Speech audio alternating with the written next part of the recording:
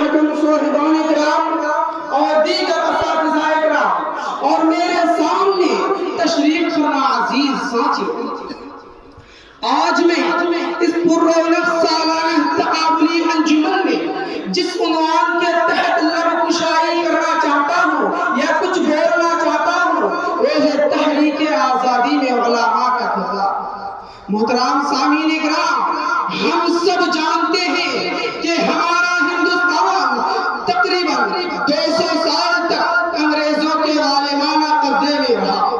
ہر سال 15 اگست کو ہم پرچم ہند لہرا کر کے اس دن کو یاد کرتے ہیں جس دن ہمارے بزرگوں نے دین، مذہب اور ذات سے بالا تر ہو کر قربانیاں دی، اپنا خون بہایا اور اس ملک کو آزاد کیا۔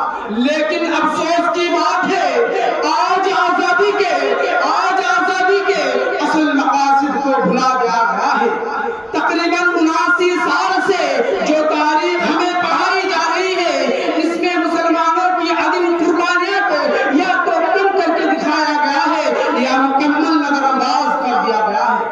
بہت سے مورخین نے قومی تحریک کے نام پر ایسی تاریخ لکھی جس میں مسلمانوں کی خدمت کو دبایا گیا ہے۔ آج کے دور میں بہت سی ٹی وی چینلوں اور سوشل میڈیا پر سوال اٹھاتے ہیں، لیکن مورخین کی غلط سمجھ کی وجہ سے، غلط سوچ کی وجہ سے سن 2019 عیسوی میں وزیر اعظم نریندر مودی کی جاری کردہ dictionary of India's freedom struggle میں صاف لکھا ہے کہ سن 1857 عیسوی سے لے کر سن 1947 عیسوی تک آزادی کے لیے جان دینے والوں میں سے صرف 30% مسلمان تھے۔ صرف 30% مسلمان تھے۔ سامعین کرام، اتنے ہی نہیں بلکہ اس کتاب میں سن 1857 عیسوی سے پہلے کے شہداء کا کوئی ذکر نہیں، جبکہ سن 1757 عیسوی سے جنگ پلاسی سے شروع ہو کر انگریزوں نے زیادہ تر جنگ مسلمان حکمرانوں کے خلاف لڑ کے ہی یہ ملک چھینا تھا۔ سوچئے انگریزوں کے خلاف سب سے پہلے آواز مسلمانوں نے ہی اٹھائی، وہی سب سے پہلے انگریزوں کے خلاف لڑے، پھر بھی انہیں ہی آج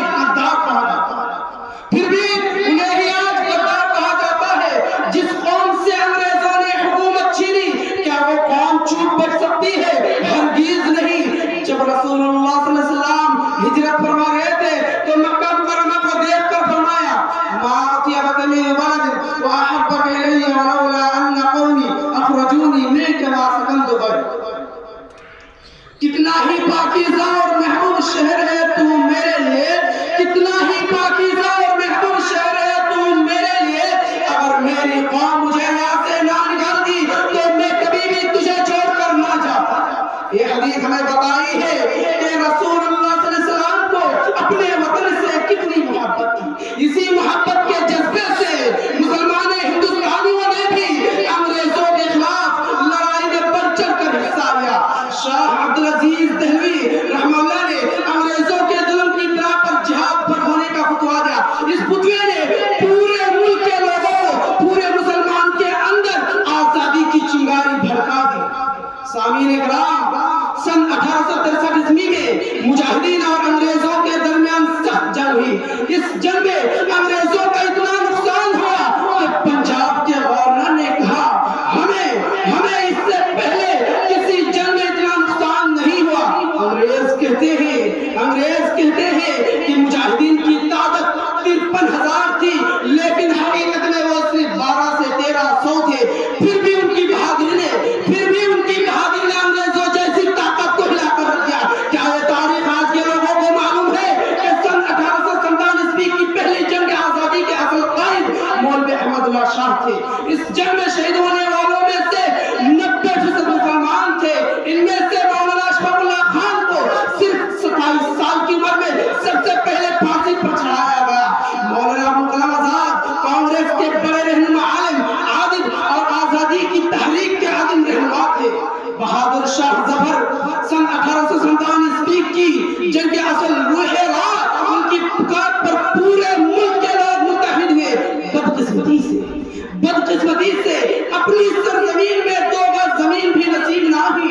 سامعین کرام، راجیو گاندھی نے ان کی قبر پر لکھا 2 گز زمین تو نہ ملی اس ہندوستان کی اس سرزمین میں، 2 گز زمین تو نہ ملی اس ہندوستان کی اس سرزمین میں، مگر تیری قربانی سے گونجی آزادی کی آواز، آج بھی تیرا نام بھارت کی شان ہے۔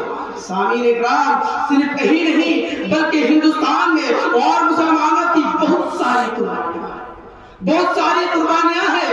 سن 1747 عیسوی میں جنگ پالاسی ہوئی، سن 1775 عیسوی سے لے کر سن 1805 عیسوی تک مرہٹہ جنگیں ہوئی، سن 1919 سے لے کر سن 1924 تک خلافت تحریک اور بالاکوٹ کا جنگ ہوئی۔ ان سب میں مسلمانوں کا خون بہا، لیکن تاریخ کی کتابوں میں جگہ بہت کم ملی۔ ہم نفرت نہیں اتحاد چاہتے ہیں، ہم نفرت نہیں اتحاد چاہتے ہیں۔ جس قلم سے گاندھی جی کا نام لکھا جاتا ہے اسی قلم سے مولانا ابوالکلام آزاد کا بھی نام لکھا جائے، جس قلم سے خدرام اور بادل کا نام ذکر ہوتا ہے اسی قلم سے اشفاق اللہ اور حسین احمد مدنی کا بھی نام ذکر ہونا چاہیے۔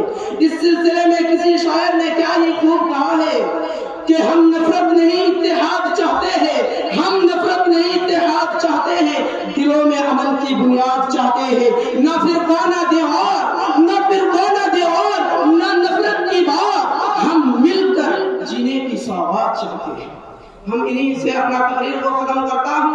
آخر میں دعا گو ہوں کہ اے الہ العالمین، جن لوگوں نے اس سرزمین کو اپنے خون پسینے سے آزاد کیا، تو ان کی قبر پر رحمت نازل فرما، تو ان کی قربانی کے قبول فرما، اور ہمیں اس ملک سے محبت اور ایمان پر مضبوطی عطا فرما، آمین یا رب العالمین۔ السلام علیکم ورحمۃ اللہ وبرکاتہ۔ وعلیکم السلام ورحمۃ اللہ وبرکاتہ۔